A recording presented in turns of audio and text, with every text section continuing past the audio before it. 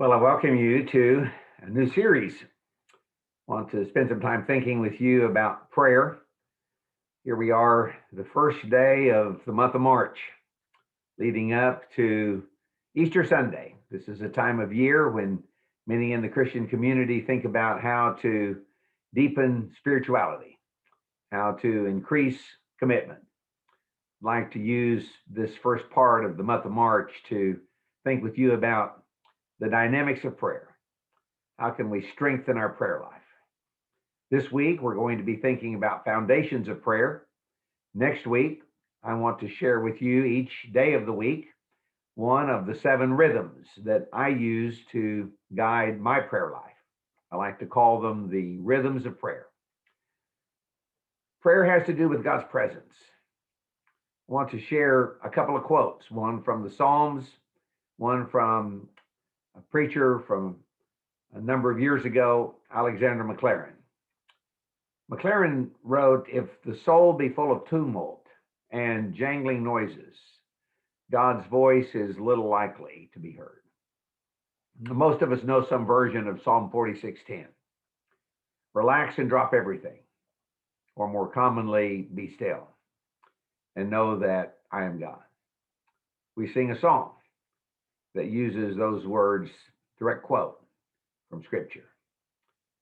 If our first priority in prayer is having a lengthy checklist, things we have to remember, wants we want to present, making certain that we don't miss anything, we will likely struggle to hear, to listen.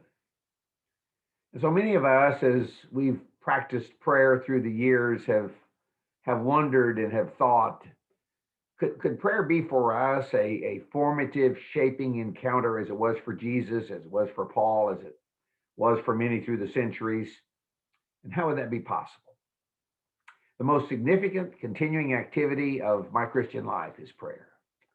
I continually report to the sovereign creator of the universe, Lord of lords, King of kings. I seek his advice. I want to know his perspective. We talk about what's working, what's not working.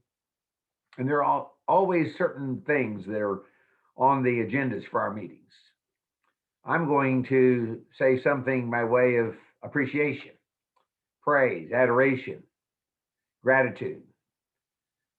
So grateful for his wisdom, his place in my life, his words, his works, how I can see him at work in my life and in the lives of his people throughout the ages.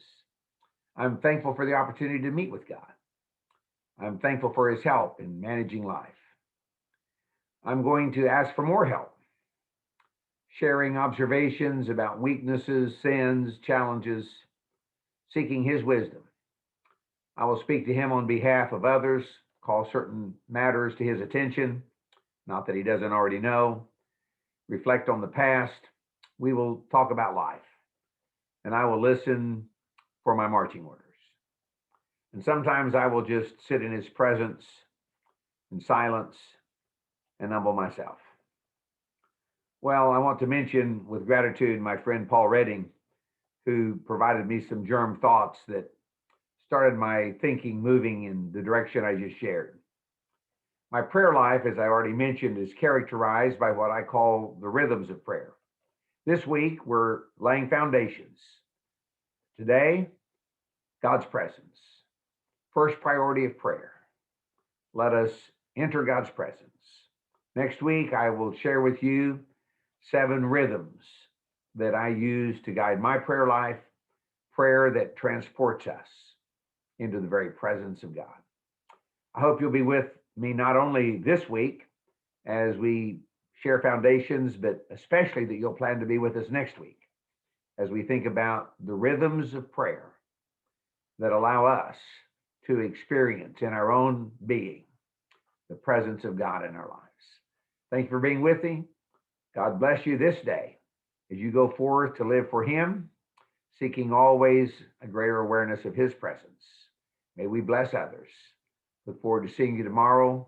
May you have a blessed day.